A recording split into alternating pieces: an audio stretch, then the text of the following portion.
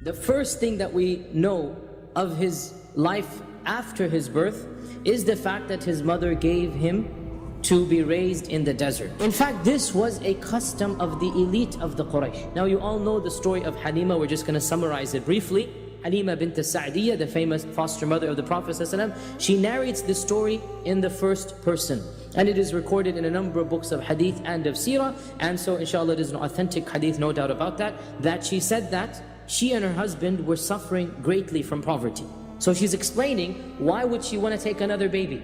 Because that baby gets money, the parents give money. And so I convinced my husband to go with there was a yearly time that the women of Banu Sa'd ibn Bakr would go to Mecca and would obtain any newly born child who would be willing to be adopted, or not adopted, but foster fed for 2-3 years.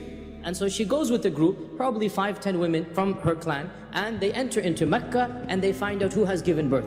And they hear of the newest batch that has come forth in the last 5 or 6 or 7 months. One of them, of course, is the child that was called the orphan child. They were told immediately, there's an orphan child. His father's already dead. Some of the women didn't even go visit the house of Amina because the only reason you'd adopt the child is because you want money. And when the child is an orphan, then it's known that you're not going to get that much money. After all, I mean, where is he going to get money from? So some women didn't even go to the house of Amina. Others went, and when they saw how poor and the poverty, they didn't like taking child who was an orphan. Halima as well visited, and she tried to move on to find another child because she wanted the money. When the week finished, every one of her friends had acquired one of these newborn children, except for Halima. And the only child remaining was the Prophet Muhammad sallallahu alaihi wasallam. So she told her husband that I feel embarrassed. It's like a bit shameful that all of my friends are going back now to the desert and they have a child and I don't have any. It seems like I'm lost. I mean, it's not fair, meaning I want to be like them. So her husband said, why don't you take the orphan child? Perhaps Allah will bless us through him. And so they agreed to take care of the Prophet Muhammad sallallahu alaihi wasallam. All the narrations say that as soon as they took the Prophet Muhammad sallallahu alaihi wasallam, the miracles began right then and there. That she only had one old goat that had stopped giving milk for a long time. As soon as the Prophet ﷺ entered into the tent, the goat's udders became full. She had an old mount that they were riding, the both of them, and when they put the Prophet ﷺ along with the family on this ride, on this animal, it became the fastest animal. Generally speaking, this foster care usually lasted 2 years. During these 2 years, the blessings that Halima witnessed in her household were so many that she was scared of losing the Prophet ﷺ. And so she invented 1,000,001 excuses in front of Amina. And she kept on persisting until Amina felt that there was so much care and love that the Prophet ﷺ is good hands, and so she agreed to extend this contract for a longer period. Of course, it was during the second phase of this foster care that the famous incident of Shaqqus Sadr, of opening up of the heart, occurred. When the Prophet ﷺ was 4 years old, Anas ibn Malik narrates, the hadith is in Sahih Muslim, so there's an authentic hadith, no question about it, that Jibreel came to the Prophet ﷺ when he was playing with the other children. When Jibreel came, the other children ran away, they're scared. The Prophet ﷺ stood his ground.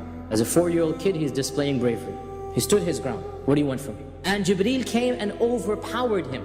Sara'ahu. This means that he was struggling. 4-year-old kid is fighting an angel, the strongest angel Allah has created, but he's not going to go without a fight.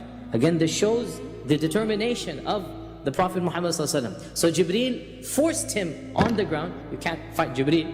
He forced him on the ground and he opened up his chest. Shaqqa sadrahu. It's just 2 words. And he took his heart out. And he took out a black slither, a black portion from the heart. And he threw it away. And he said, هَذَا حَظُّ الشَّيْطَانِ مِنْكَ. This is shaitan's portion that he had in you. He took it out. And then he washed the heart in a golden cup of Zamzam. And then he put it back. So he washed the heart and he put it back and he sealed it up. So when the children, the foster brother and Shayma, who he was playing with, when the children ran away, they ran back and they said, and they're looking in the distance that there's a man throwing him on the floor, putting blood in and this and that. So they come screaming and running that our brother has died, our brother has been killed, a man has abducted him, a man has killed him. And of course Halima and others, they became so worried, they come running outside and they found the Prophet ﷺ sitting, his face is pale. SubhanAllah, not wailing, not screaming, not crying. He's the brave 4-year, he was the bravest 4-year-old the world has ever seen. And when they saw him, they saw those lines on his chest, and Anas ibn Malik says, I could see the traces of that line on his chest. Anas is narrating this hadith when the Prophet ﷺ is around 60 years old.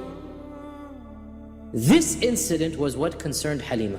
And she decided, before anything else happens, let me quietly return the Prophet ﷺ to Amina. So shortly after the Prophet ﷺ was returned to Amina, we only have one incident that is recorded during this time.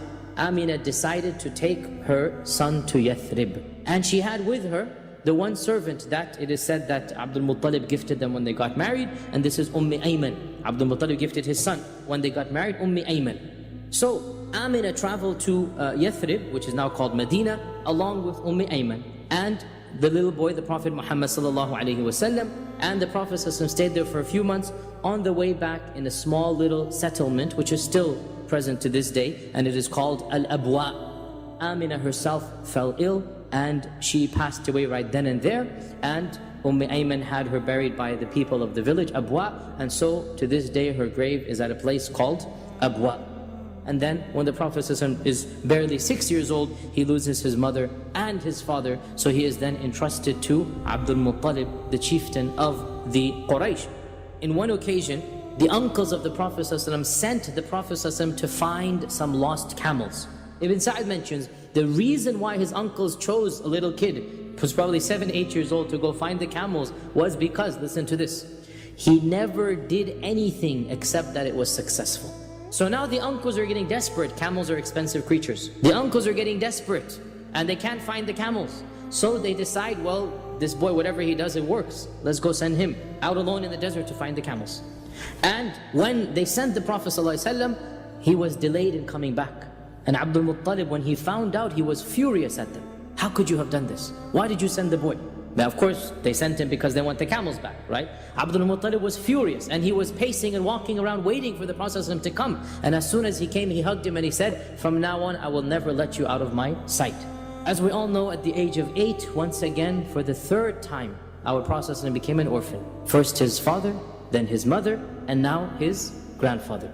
And one of the things that Abdul Muttalib did on his deathbed is that he entrusted the Prophet ﷺ to his son Abu Talib. And so Abu Talib takes charge of the Prophet ﷺ, and Abu Talib lives a long life, and Abu Talib passes away when the Prophet ﷺ is over 50 years old. So he remains with the Prophet ﷺ.